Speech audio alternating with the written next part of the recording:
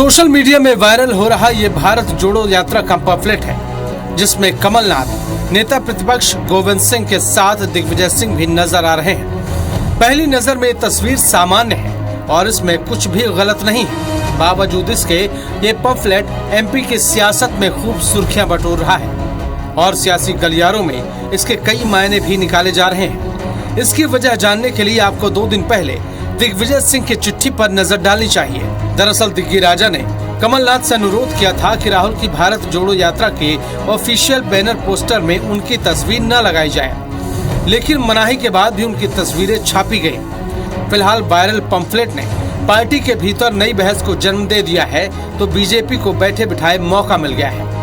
अब ये उन दोनों की आपस की खींच है, जो वो कहेंगे वो ये नहीं मानेंगे, जो वो करेंगे तो कमलनाथ जी नहीं मानेंगे। तो ये दोनों का है, वो एक दूसरे की मान ही नहीं रहे, पता नहीं क्या हो गया है। दिग्विजय सिंह की तस्वीर वाले पंफलेट के वायरल होने के बाद बीजेपी कांग्रेस की घेराबंदी कर रही है। बीजेपी दिग्गी राजा के बहाने राहुल गांधी पर भी अटैक कर रही है, तो कांग्रेस के अंदर खाने में इस सवाल का जवाब तलाशा जा रहा है कि आखिर दिग्विजय सिंह ने कांग्रेस के ऑफिशियल बैनर पोस्टर से खुद को दूर रखने की अपील क्यों की थी, जबकि वो भारत जोड़ो यात्रा के संयोजक हैं। यही वजह है कि पार्टी नेता भी संभल कर बयान दे रहे हैं। कांग्रेस पार्टी के कार्यकर्ता है, उनका उत्साह है, किसका फोटो लगाए किसका ना लगाए ये पार्टी का कार्यकर्ता तय करेगा, ना कि भारतीय जनता पार्टी तय करेगी। मुझे लगता है बीजेपी मूल मुद्दों पे ध्यान दे और ध्यान भटकाने के लिए मुंह चलाने का काम ना करे। जो भी हो, राहुल गांधी के मध्य प्रदेश में कदम रखने के पहले जोरदार सियासी माहौल बन चुका है। एक और राहुल गांधी की यात्रा के बहाने मध्य प्रदेश में कमलनाथ ने हिंदू वोटों को साधने के लिए पूरा जोर लगा दिया है। वहीं कांग्रेस को अब इस बात का भी डर है कि दिग्विजय सिंह की वजह से फिर पार्टी को फजीहत का सामना न करना पड़ जाए, वो भी तब जब चुनावों में महज 10 महीने का वक्त बचा है। नवीन कुमार सिंह, IBC 24, भोपाल। तो सवाल face to face Madhya Pradesh में यही है कि एक पूर्व मुख्यमंत्री ने रिक्वेस्ट की एक पूर्व मुख्यमंत्री से कि भारत जोड़ो पोस्टर में उन्हें जगह ना दी जाए, लेकिन जब पोस्टर रिलीज हुआ तो उन्हें बाकायदा जगह दी गई। तो इस पर भारतीय जनता पार्टी यह सवाल उठा रही है कि ये दोनों की आपसी खींचतान का नतीजा है, यानी सत्ता पक्ष ये बताना चाह रही है कि कांग्रेस में सब कुछ ठीक ठाक नहीं है, और वहीं भारतीय जनता पार्टी ये भी कह रही है कि ये कांग्रेस में फूट का नतीजा है। तो 2 खास मेहमान हमारे साथ जुड़े हुए हैं। स्वदेश शर्मा जी हैं, कांग्रेस के प्रवक्ता है, जाहिर सी बात है वो कांग्रेस की बात रखेंगे, और डॉक्टर दुर्गेश केसवानी जी भारतीय जनता पार्टी के प्रवक्ता हैं, ये भारतीय जनता पार्टी की बात रखेंगे। स्वदेश जी, पहला सवाल मेरा आपसे ही है, आप भले ये कहें कि ये कार्यकर्ताओं का फैसला है, कार्यकर्ता फैसला करे, लेकिन पहले चिट्ठी तो दिग्विजय सिंह ने ही लिखी थी कि उन्हें पोस्टर में जगह न दी जाए।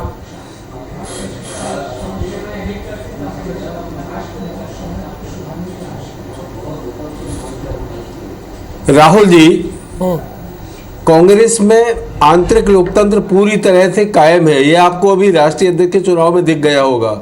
हर व्यक्ति को अपनी बात, अपना विचार, अपनी मंशा जाहिर करने का अधिकार है। माननीय दिग्विजय सिंह जी ने आग्रह किया था पीसीसी चीफ से कि मेरा फोटो उसमें न लगाया जाए, लेकिन माननीय दिग्विजय सिंह 2 बार के मुख्यमंत्री, कई राज्यों के प्रभारी रहे, राष्ट्रीय महामंत्री रहे, कुल मिलाकर के राष्ट्रीय नेता है, और पूरे देश भर में लाखों करोड़ों के अनुयायी हैं, उनके कार्यकर्ता हैं। किसी कार्यकर्ता के खिलाफ कोई कार्रवाई करने का या उसको आदेशित करने का अधिकार किसी को नहीं है। कुल मिलाकर के अगर पोस्टर में उनका फोटो आए ना आए वो तो बात का विषय है, लेकिन उन्होंने आग्रह जो किया ये उनका बड़प्पन है कि मुझे फोटो की जरूरत नहीं है। मैं तो वो व्यक्ति हूं कि मैं पदयात्रा में भी शामिल हुआ, और उनकी खुद की जो पदयात्रा हुई थी मध्य प्रदेश में, उससे मध्य प्रदेश में कांग्रेस का बंटा राज कहने वाले लोगों के मुंह पर ताले लग गए थे, और 2018 में सरकार कांग्रेस की आई थी, माननीय मुख्यमंत्री बने थे कमलनाथ जी।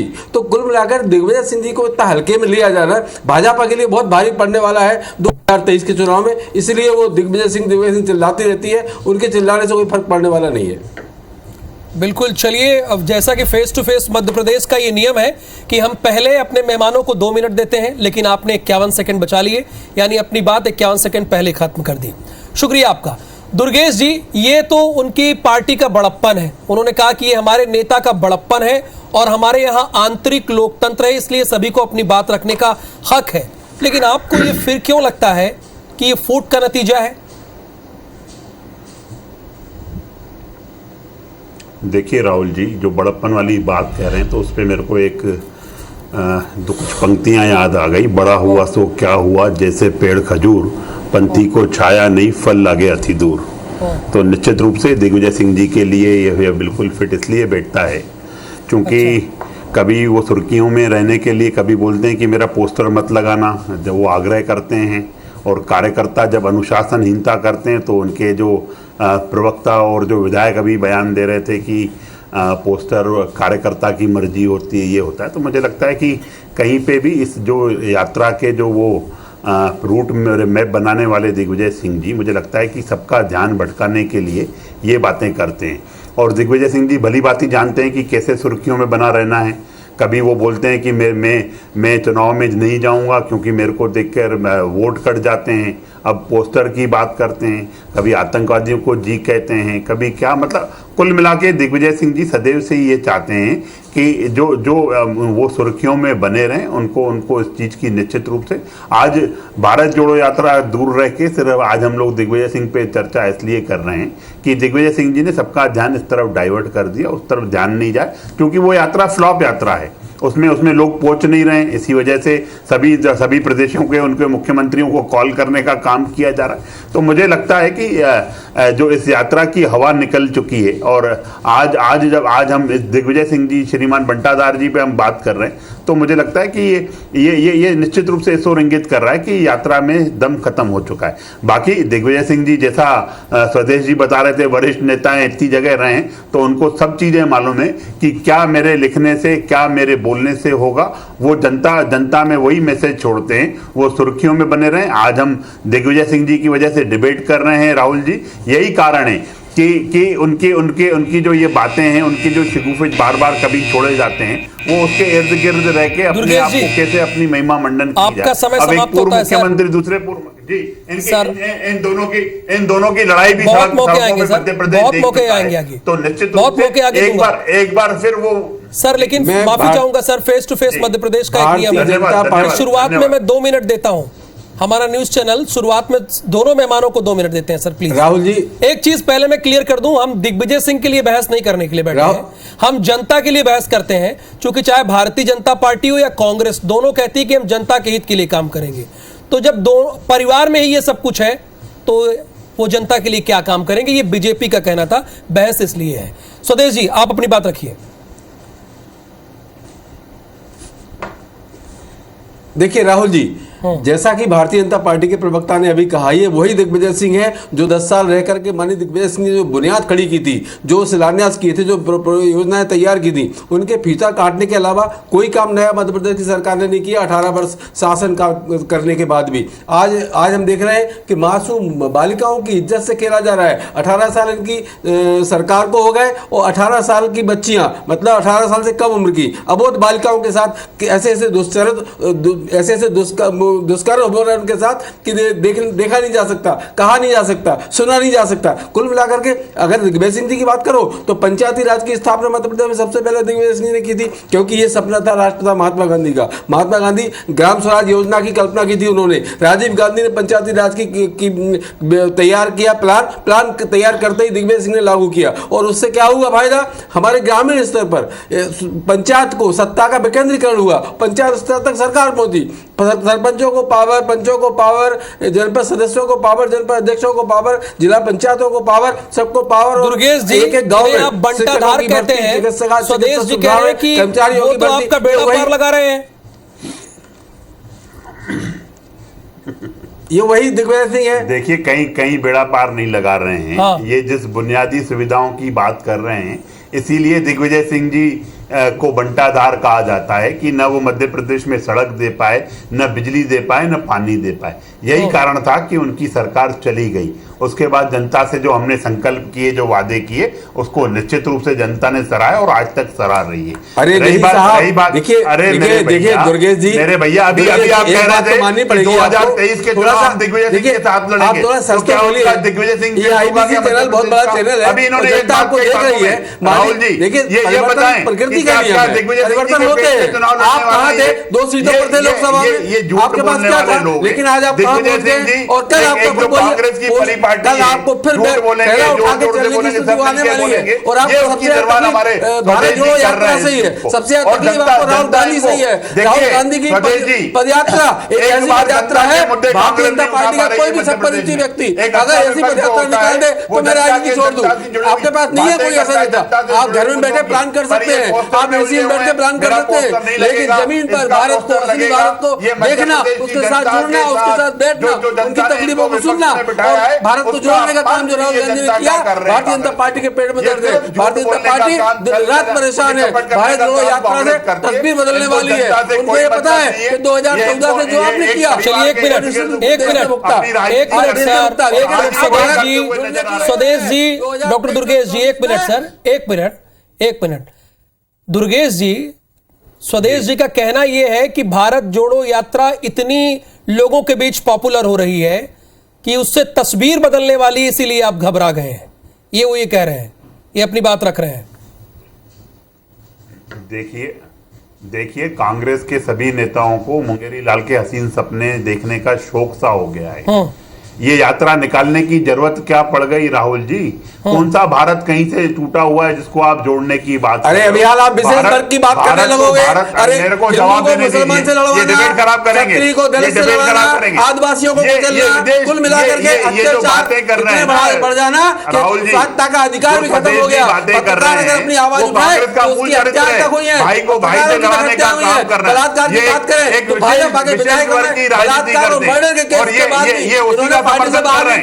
ये उस दिग्विजय सिंह जी का समर्थन कर रहे हैं जो आतंकवादियों को जी कहते हैं, जो सरकार गिरा देना, ये क्या है? ये संविधान के साथ खिलवाड़ है। संविधान को तोड़ना, संविधान को तोड़ने का काम टुकड़ा के समर्थक लोग हैं। स्वदेश जी, दुर्गेश जी, मैसेज ये चला जाएगा सर, मैसेज ये चला जाएगा कि दोनों लोग टॉपिक पे नहीं है। दरअसल टॉपिक ये है, स्वदेश जी मैं एक बार फिर से क्लियर कर दे रहा हूं, जरा आप हमारे दर्शकों को बताइए। एक पूर्व मुख्यमंत्री कह रहे हैं कि हमारा पोस्टर नहीं होना चाहिए, बकायदा एक पूर्व मंत्री को पत्र लिखते हैं, उसके बाद उनका पोस्टर छपता है। तो बीजेपी ये कह रही है कि ये दोनों की आपस की खींचतान का नतीजा है, जबकि आप कह रहे हैं कि हम जनता के हित के लिए काम करेंगे, उनका भविष्य संवारेंगे। तो ये नतीजा क्यों है सर, आप बताइए।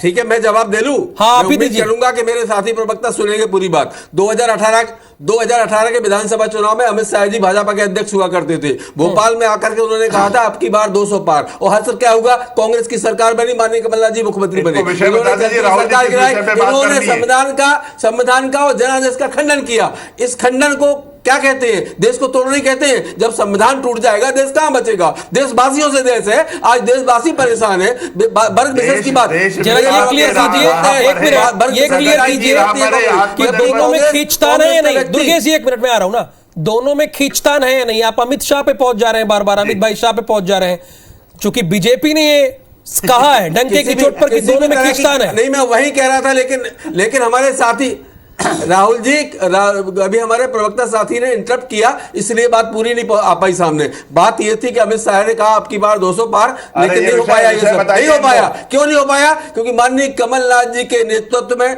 माननीय दिग्विजय सिंह, सुरेश पचौरी, राहुल भैया, अरुण यादव, विवेक तनखा, सारे बड़े नेता दिग्गज इकट्ठे होकर के माननीय कमलनाथ जी के नेतृत्व में चुनाव लड़े और 2018 में इनकी सरकार को उखाड़ के फेंकने का काम किया। अब वो अलग बात है कि गद्दारों को आपने खरीद करके चलती हुई सरकार गिरा दी, आपने जनादेश का खंडन कर दिया, आप मुख्यमंत्री फिर बन बैठे, सरकार ले ली, आपने खरीद ली सरकार। लेकिन मध्य प्रदेश का मतदाता दुखी है, हलाकान है, परेशान है, वो उम्मीद कर रहा है, वो इंतजार कर रहा है 2023 के चुनाव का। 23 का चुनाव आने दीजिए, दूध का दूध पानी का पानी होगा। कमलनाथ जी पुनः मुख्यमंत्री पद की शपथ लेंगे और भारतीय जनता पार्टी को मुक्की खानी पड़ेगी। चलिए, ये बात तो ठीक हो गई आपकी बात, लेकिन सवाल का जवाब नहीं आया, क्योंकि बीजेपी कह रही कि दोनों नेताओं के बीच पट नहीं रही है, खींचतान का नतीजा है।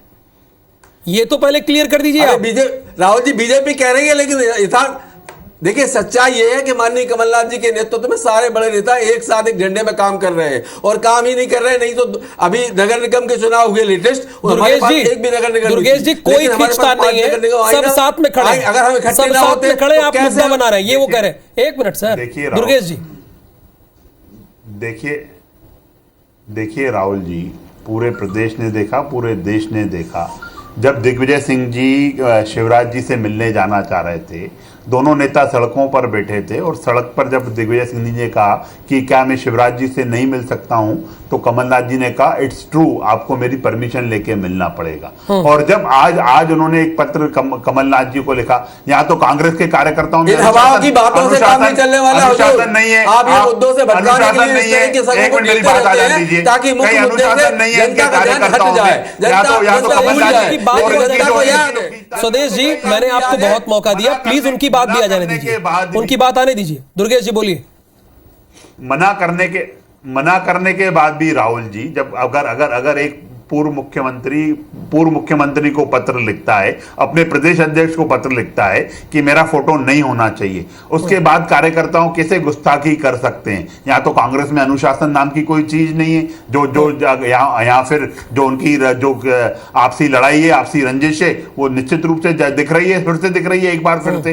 और आप एक इस चीज का भी द्योतक है कि अभी बीच में कुछ कार्यकर्ताओं ने भारतीय जनता पार्टी के माननीय प्रदेश अध्यक्ष जी के जन्मदिन पर होर्डिंग लगाए थे, अध्यक्ष जी की मनाई थी, सब होर्डिंग्स हटा दिए गए। तो निश्चित रूप से वैसे किया जाना चाहिए। जो अगर आपको कोई एग्जाम्पल सेट करना है, कोई परसेप्शन को बनाना है, तो निश्चित रूप से एक कदम आगे आके आना चाहिए। पर इनकी लड़ाई आए दिन दिखती है, हम सड़कों पर भी देख चुके हैं, पोस्टर्स पे भी देख रहे हैं, और जनता निश्चित रूप से इसका खामियाजा भुगत रही है कि ये एक ऐसा विपक्ष हमें मध्य प्रदेश में मिला है। जनता ये सोचती है कि हमारे मुद्दों को उठाया जाएगा, पर ये मुद्दों से वीन होके जनता की इनको चिंता नहीं है। मुझे 30 सेकंड चाहिए इनकी इस बात का जवाब देने के लिए।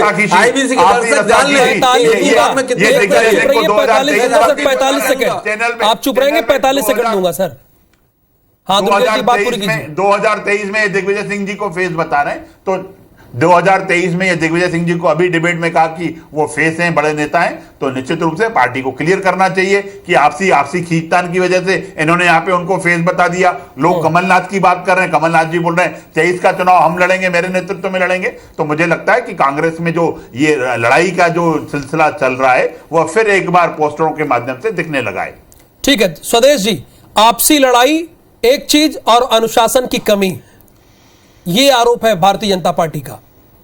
देखिए कांग्रेस में आंतरिक लोकतंत्र का सत्यापन सब देश के सामने है कि इनके यहाँ अध्यक्ष जब बनता है तो नागपुर से रिमोट का बटन दबता है और अध्यक्ष बनके तैयार हो जाता है, लेकिन हमारे यहाँ विधिवत चुनाव होता है। हमारे यहाँ एक जिला अध्यक्ष रहने वाला व्यक्ति आज राष्ट्रीय अध्यक्ष है पार्टी का, क्योंकि हमारे यहाँ लोकतंत्र है, हमारे यहाँ हर बात कहने का अधिकार सभी को है। इनके यहाँ अगर कोई व्यक्ति एक पोस्टर भी अपनी मर्जी से चिपका देना तो सवेरे उसकी खाट खड़ी हो जाएगी अब दफ्तर में जाके। कुल मिलाकर के कांग्रेस की जो बात करें, अगर ये कहें जनता के मुद्दे नहीं उठाते, अगर हमने मुद्दे नहीं उठाए होते तो आप देख लीजिए ना, आप माननीय गृह मंत्री जी के बहुत करीबी करीबी साथी हैं, आप अभी देख लीजिए रिपोर्ट। किसी जनता से जुड़ी कोई बात उठा पाए क्या?